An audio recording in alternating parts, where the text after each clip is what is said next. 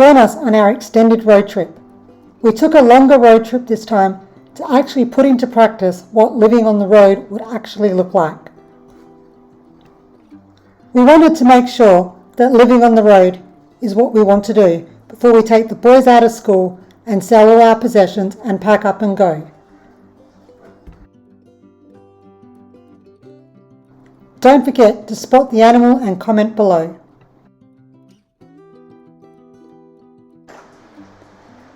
Our first stop was Quarry Bush Camp. We stayed here to look at the wildflowers. The boys rode their bikes and explored the bush, looking at all the beautiful flowers. The boys play in the playground and inside the rec room. Today's school activity was learning about wildflowers and the different ecosystems. I have popped in a fun fact about wildflowers.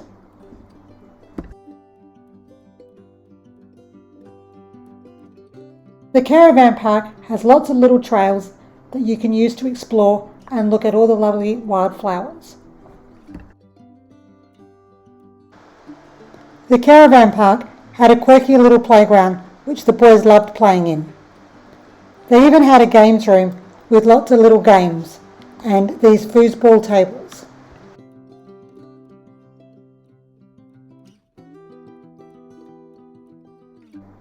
The video is muted as the boys were overexcited and they were being extremely loud.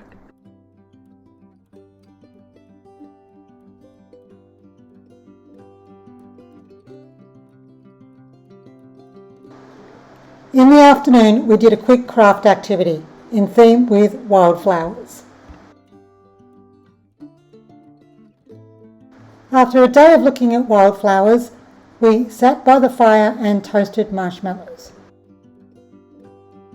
Night one, and I needed to use the laundry.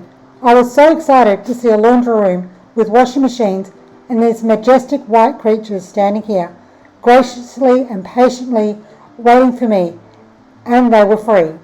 What, a free washing load? Surely not. My happiness and cries of jubilation soon turned to wondrous frustration of hand washing. For some reason, these glorious beasts did not work. Yes, they were plugged into power and water.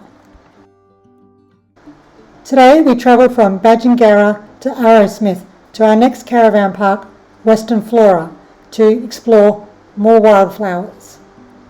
The caravan park is situated on a 160-acre bush property with walking tracks and native wildlife. You can do bird watching, go on nature walks, or just have a quiet off-grid style camping. There are powered and unpowered caravan sites and mud brick self-contained chalets. Has a camp kitchen and barbecue areas and a laundry and hot showers. After we set up, we went exploring through the bush and went for a nice bush walk and through the wetlands looking for wildflowers. We even had a little visitor which scared Mum because she thought it was a snake. This little creature has a number of names. You could call it a shingleback lizard, a bobtail, or a blue-tongue lizard. It has a short stumpy tail that looks like a second head. It has rough scales and it has a thick, slow-moving body, so no wonder I thought it was a snake. It's often seen in dry bushlands in WA. It is harmless and not venomous. They actually eat snails, insects, and plant matter, and not humans. If you're lucky, it may stick out its blue tongue. If you watch closely, it does just that. The boys were thrilled to have this little visitor. They got to see this animal up close without any fear. After looking at wildflowers, it was time to sit down and do some schoolwork. We had some visitors who wanted to join our class. These are Western grey kangaroos, which are common in Western Australia. This is a small mob. After schoolwork, it was time to go look at more wildflowers with Grandad. At Western Flora Caravan Park, at 4:30 in the afternoon, they do a guided wildflower tour. We collected some samples to look at under our microscope. We also visited the wetlands on the property and listened to different sounds of the frogs. Today's school activity was wildflowers again, this time focusing on wildflowers in the wetlands. Western Australia has over 12,000 species of wildflowers. Around 60% are found nowhere else on the earth. Many wildflowers wait years for rain, then they all bloom at once in massive displays. Some flowers include everlastings, billy buttons, sundews, banksia and bottlebrush, and native violets.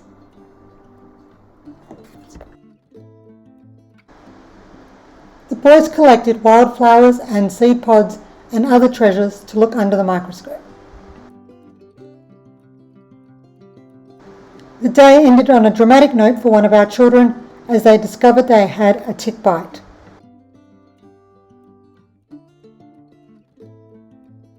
Today we spent the day exploring wildflowers at Beekeepers Road and Mount Lusua National Park. A park pass is required for entry. We have an annual park pass for WA. The National Park has a shoe cleaning system to prevent the spread of dieback.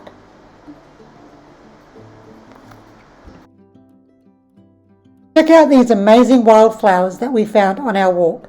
They are absolutely stunning. Some of these flowers only appear after bushfires. Some flowers are adapted to survive the drought and the poor soil conditions. There are a variety of a wide range of colours. There are yellows, oranges, pinks, purples, blue flowers, yellow flowers, red flowers. There are just so many stunning colours. Peak season for viewing these gorgeous wildflowers is August to September. We are currently in late September and there are so many wildflowers to see. We are truly blessed. We visited Mount Lusua National Park. It is one of Australia's richest wildflower regions with over 900 plant species, including grevilleas, banksias and orchids. Here is the shoe cleaning system. We took the opportunity to chuck in a quick science lesson about how the gas struts work for the cleaning of our shoes. Part of our school activity was learning about dieback and how various viruses and bacteria can cause damage to our ecosystem. Dieback is a serious plant disease that affects many native ecosystems in Western Australia. It is caused by a soil-borne pathogen, which I cannot pronounce, but it does have synonymomenin in it. See, told you, cannot pronounce it. Go to Google and have a look and search dieback. After a lovely day of walking through the national park, looking at wildflowers and exploring, it was time for some quick schoolwork, a quick read with Grandad. Today we said goodbye to Grandad and headed off to Hamelin Pool. It was a long drive. We had to drive through Geraldton. We took the opportunity of the long car ride to do some schoolwork on the kids' iPads. The Caravan Park is based in a little old town with only a handful of buildings. We took the long drive from Arrowsmith to Hamelin Pool. We stopped in Geraldton to get some bread and milk and a Bunnings stop to deal with the mould on the awning. We got to the Caravan Park and did a tour of the old telegraph station, which had dioramas of the first ships to cross our coast. There was a display of old telephones and typewriters, which the boys thought were cool. Lots of questions to Daddy about the olden days. The boys had a swim in the pool. Yes, it's finally warm enough to go swimming, but the water is freezing. The boys still had fun. The boys were happy that the Caravan Park had a pool and it was not just stuff for adults like wildflowers. Today's school activity focused on how technology has changed over time and how telegraph stations work. The boys couldn't quite work out how to use a dial phone, or that we could make calls on these instruments. Back in the good old days, the 1990s, late 2000s, we introduced the boys to the use of Morse code and its significance during the war.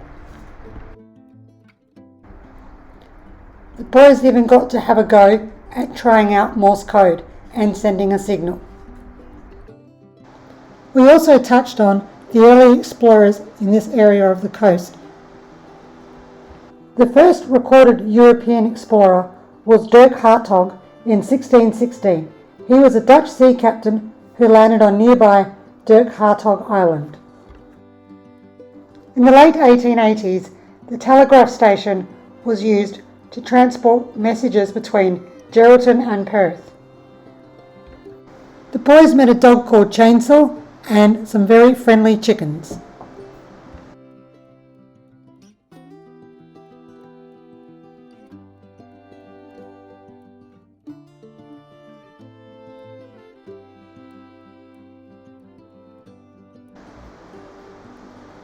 We also took a visit to the Shell Quarry. We had a discussion with the boys about how the early settlers had to use the resources at hand to build their houses and their towns.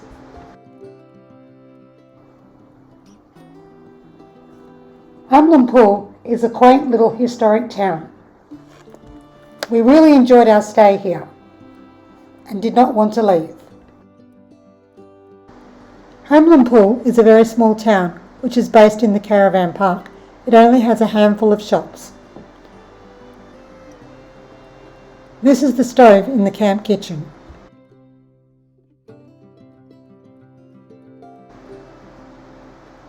Chainsaw came for lots of visits because he loves his pets. The boys even found a great spot to do some school reading.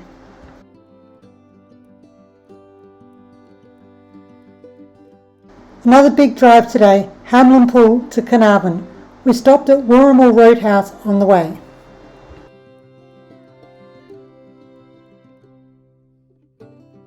We stayed at Capricorn Holiday Park on a powered site.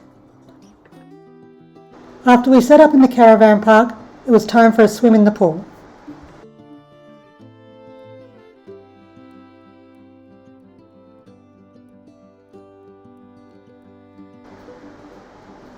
We then went for a drive to look for the big banana. The boys had a break from schoolwork today as it was a relax and travel day.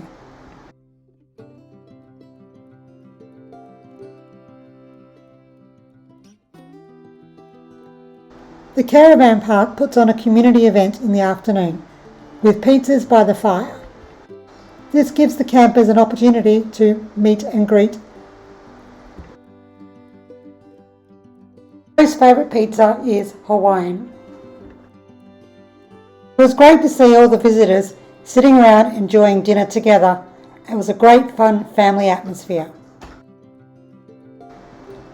After yummy Hawaiian pizza, the boys got to toast marshmallows on the big fire. The owners of the Caravan Park are really friendly and are fantastic with the young children. They are a great couple.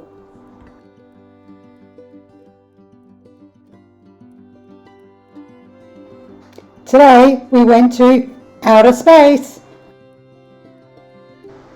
Today's school activity was a visit to the Space Centre.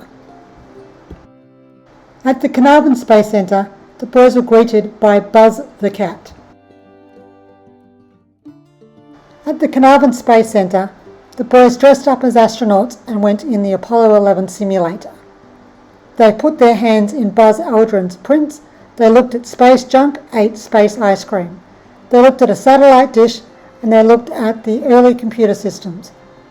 The museum is based in the original OTC Earth Station building, which was built to support NASA's Gemini, Apollo and Skylab programs. The centre is a great place to visit and is an awesome activity for anyone that is road schooling or homeschooling. It provides the children with so many opportunities to learn about space and Australia's importance in the role of space activity in Australia. What was really cool was they had a video of Neil Armstrong landing on the moon playing in an old style TV from back in the day. The Space Centre has lots of interactive displays to help children learn and understand all about the space systems. It was really cool to see the original Apollo console. The boys said that Buzz Aldrin has big hands. The Caravan Space Centre played an important role in the Apollo 11 moon landing. When the spacecraft moved out of range of the US, Caravan picked up the signal. Australia played a real role in the moon landing.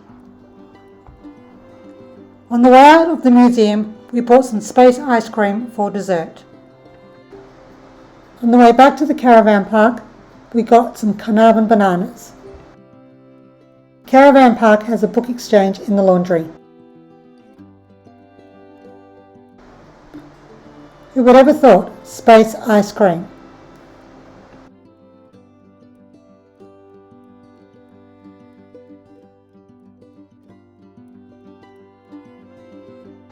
Today was another long drive. We drove from Caravan to Exmouth, watching the ever-changing landscape outside our window. On the long drive, we had discussions about the ever-changing landscape and how drought affects our crops and our outback. It is nice having our kitchen on board because when we're hungry we just pull over and stop for a snack. We decided to stay at the Exmouth Caravan Park, which was a big fall. Probably not the best idea we had as it was school holidays.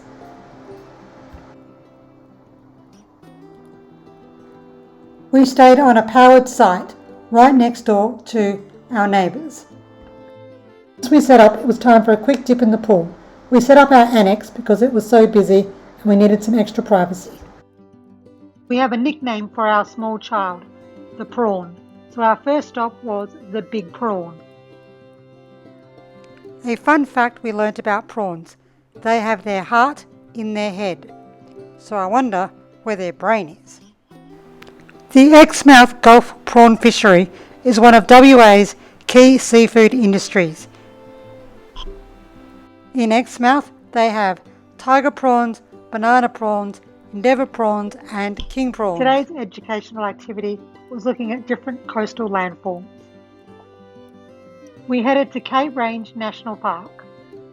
Check out the amazing scenery that we discovered. Cape Range National Park is one of WA's most spectacular coastal parks, right next to Ningaloo Reef near Exmouth. It combines a rugged desert range plus a coral reef all in one place. It is part of the Ningaloo Coast World Heritage Area. You can go from a dry canyon to coral reef within minutes. Cape Range is one of the few places on Earth where a desert meets coral reef. The limestone range was once an ancient seabed. You can still find fossils in the rocks.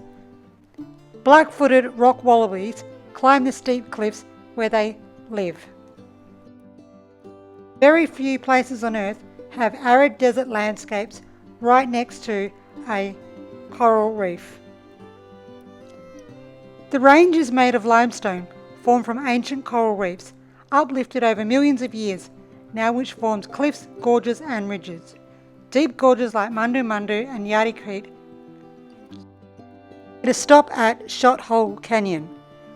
The canyon has rocks that are over 2.5 billion years old. You can only get to the canyon with a four-wheel drive. It is a very rocky ride. While we were out here, we decided to entertain the boys with the history of oil exploration in this area back in the good old days. The history of oil exploration around Cape Range National Park is closely tied to the birth of Australia's petroleum industry. Although the park itself is now protected, parts of the surrounding Cape Range Peninsula was once the focus of intense oil exploration. Exploration began in 1947 in the Northwest Cape region. The boys must have learnt something earlier in the trip because they were delighted to point out the wildflowers that they had found. Our next stop was Pebble Beach, known for the smooth, round stones that cover the beach. To access the beach, we had to take a four-wheel drive track and drive onto the sand. The boys love it when we take the car for a drive on the sand. I'm often worried that we're going to get swallowed up by the ocean. The boys had a great time playing and swimming on the beach. Today's art challenge was to create sand faces. This is what the boys came up with. It was such a lovely day at the beach. It wasn't too hot and it wasn't too cold and it wasn't too windy.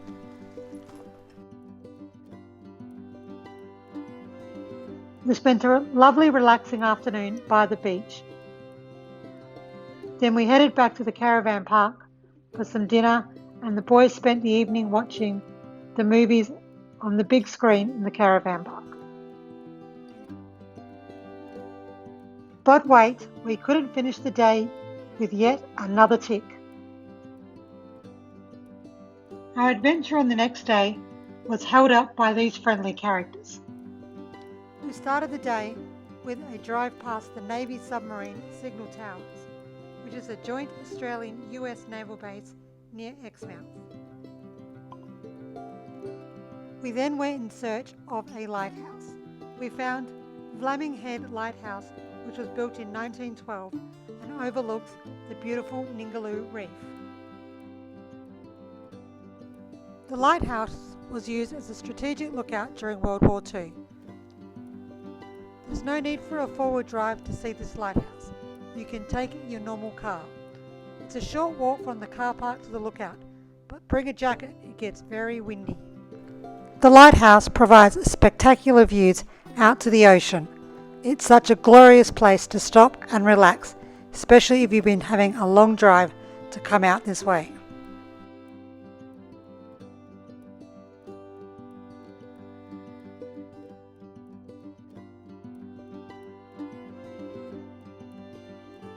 The boys were really excited. We were going to go for a walk along the Mandu Gorge, which is the same footsteps where the dinosaurs roamed. If you are going to take young children, make sure that they are sure-footed and responsible. There are some sections which are very thin and you are very close to the edge, and you feel like you're a mountain goat.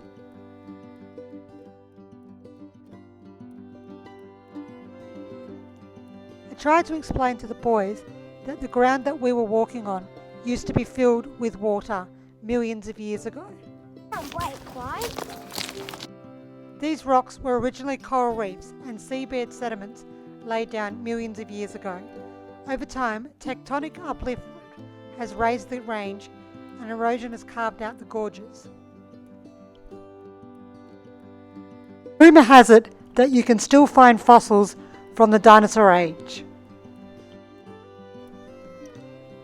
The gorge contains fossils bearing limestone formed from ancient reefs.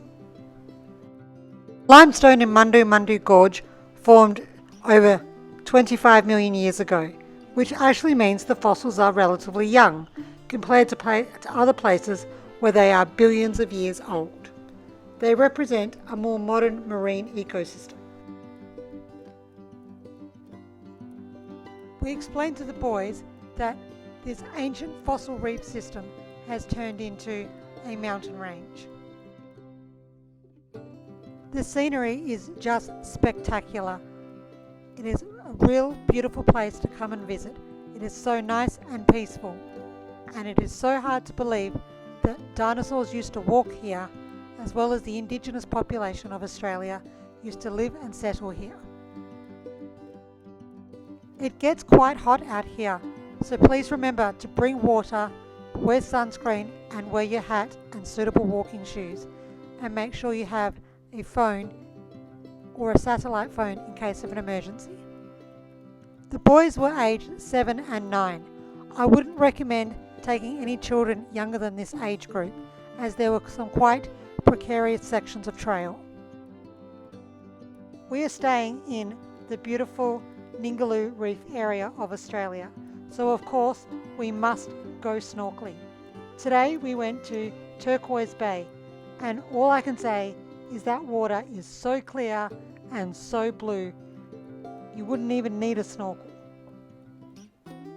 Here I am standing at the shore, and you can see right down to the ocean floor. The beach has soft white sand. It's great for relaxing and admiring the views. The water is shallow and has calm lagoon areas, but it does have a system that can have a current like a lazy river, so be careful. Boys weren't impressed with the fancy loo system.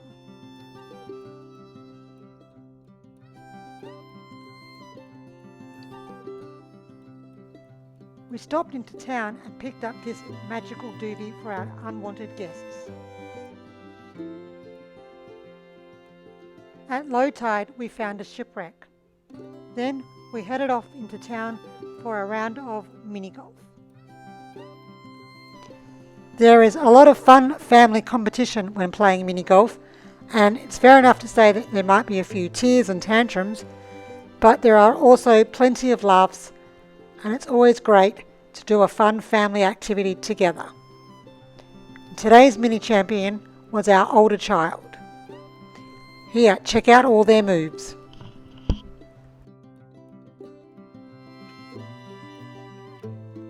Some of the locals stopped by to cheer us on. We had our own fan club. We felt pretty special. The emu is Australia's largest native bird and the second largest bird in the world after the ostrich. This bird cannot fly, but it can run pretty damn fast, up to 50 kilometers an hour.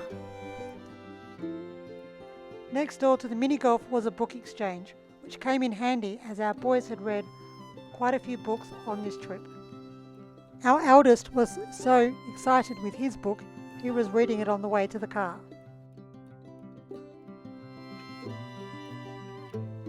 Our educational activity for today was visiting the Ningaloo Aquarium and Discovery Centre, which has a cyclone room where you can experience a real cyclone. The museum also has a display about cyclone Vance, which hit Exmouth in March 1999. It was a Category 5 cyclone with wind gusts of up to 267 kilometres per hour. It damaged 70% of the buildings in Exmouth. The boys also did a design technology activity where they had to design a fish and display it on the interactive screen. Check out their creativity here. I might also have had a go. They were pretty clever at designing their fish. It was like being at an aquarium, but for the digital age. The museum had lots of interactive displays about the marine life in the Ningaloo Reef region.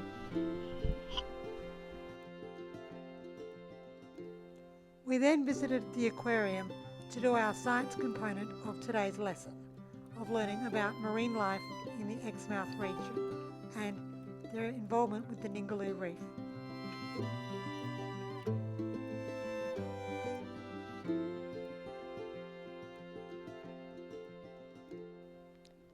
Today started off with haircuts for the boys.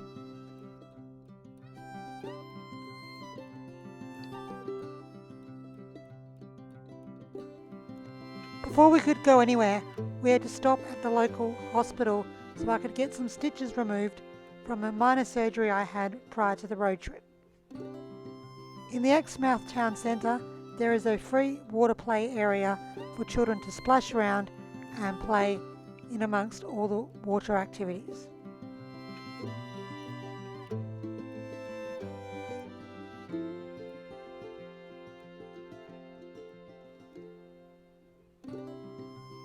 One of the things that we are looking forward to do on our travels is to discover all the big things. At the water park we found the big marlin. Inside the bait shop we found Ningaloo Gorge.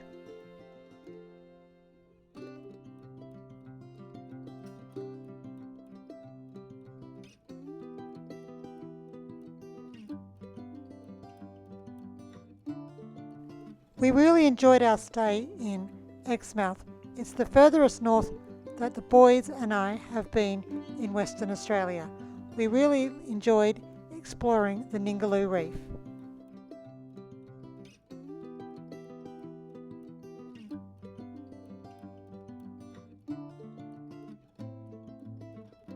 In the evening, the boys participated in beanbag cinema and watched a movie sitting in beanbags.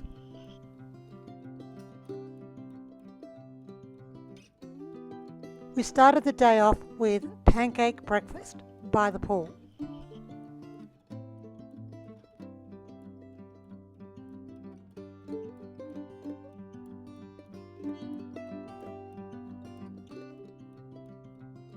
After breakfast, we drove to Coral Bay. We arrived around lunchtime. The boys went straight to the jumping pillow and the playground. After lunch, we hit the supermarket for some supplies. The boys went for a swim in the pool, and then we hit the beach for swimming, snorkelling and building sand castles.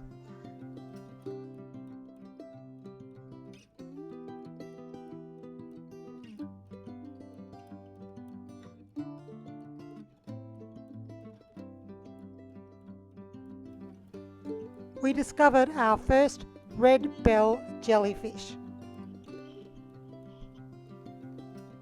Being in beautiful Coral Bay, there was more snorkelling to be done and lots more swimming and sandcastle building.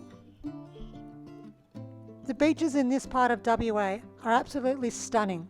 They are truly a magical place to be. Today was a school-free day. We took the time to stop, relax and enjoy the beautiful surroundings.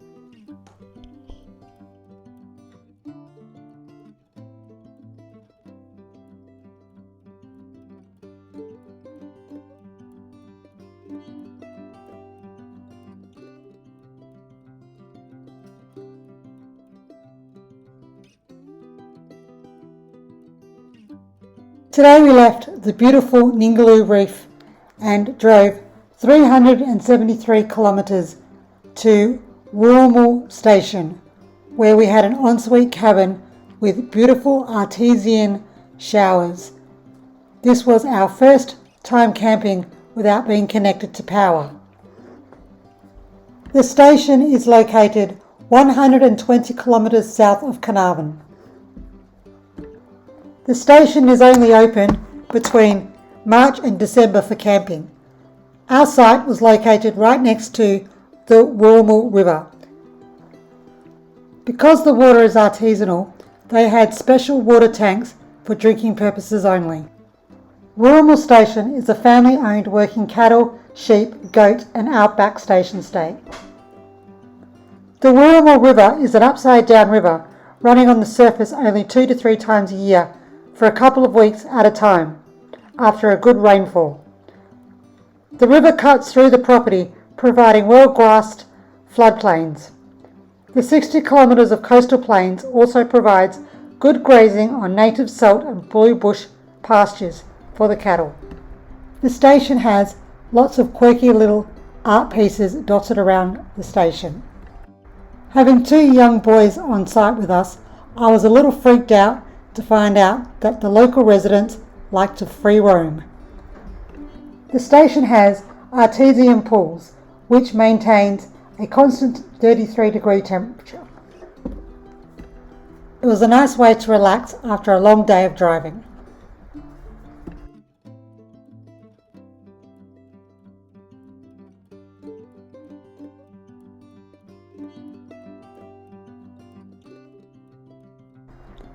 The boys had lots of fun playing in the river. It was not full of water, but full of sand. The boys had lots of fun making sand dust motes.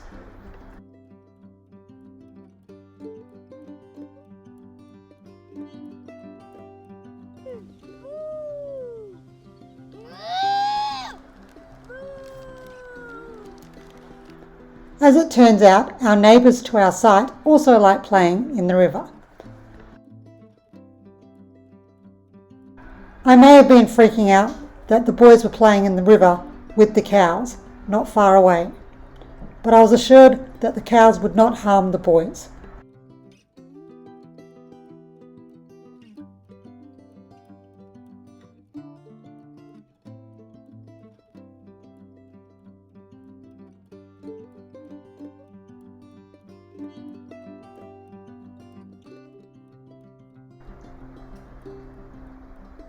In the evening, it got quite chilly, so there's nothing like cooking marshmallows on a fire.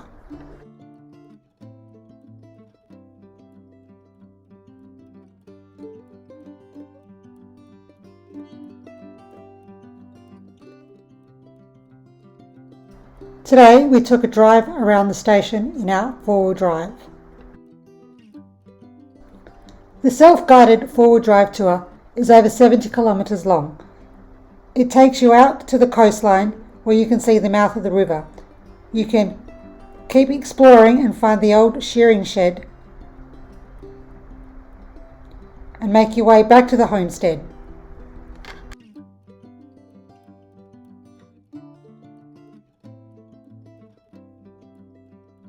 On our adventures we came across the old wool shed and the shearers' quarters. We took this as an opportunity to have a history lesson about shearing in the outback of Australia.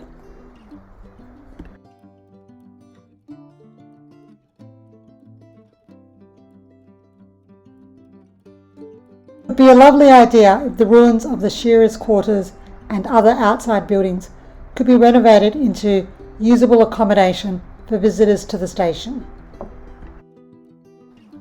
Shearing at the station is a part of the long tradition tied to the rise of the Australian wool industry, especially across the mid-west of Western Australia. The station began its pastoral lease in the late 19th century. Sheep grazing became a key activity due to the region's suitability for wool production.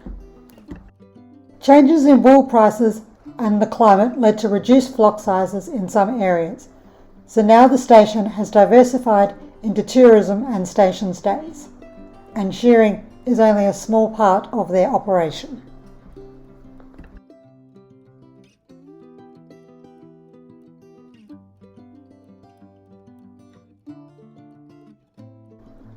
I was already freaked out about the free roaming cows when I came across free roaming emus.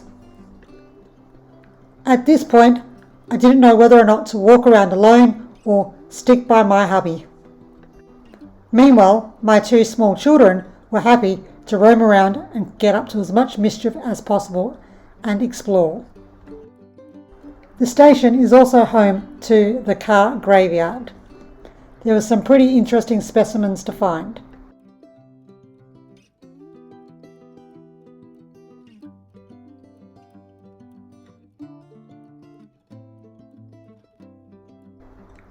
I don't fancy upgrading to this caravan.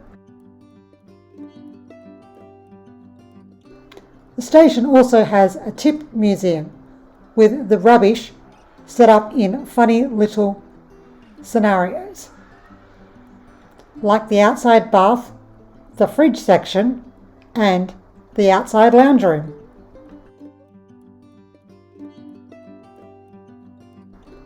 Anyone fancy a new stove? There's quite a few to choose from here.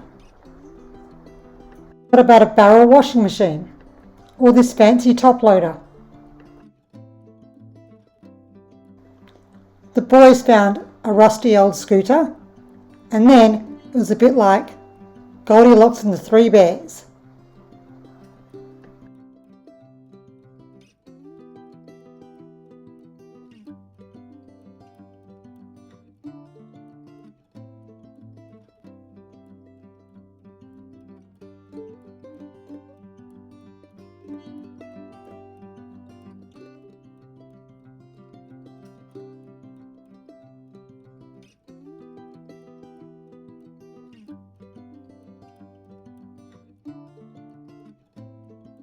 We finished the day with a play in the river and a lovely relaxing time watching the sunset.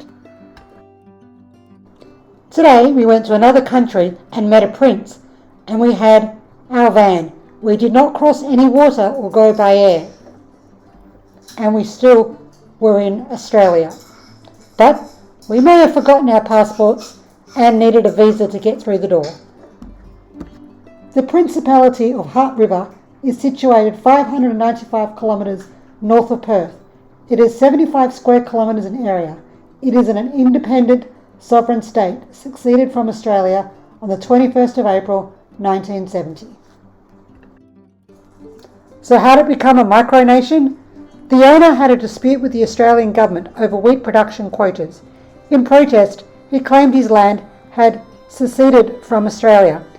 It was partly political, partly symbolic, and later became a tourist attraction.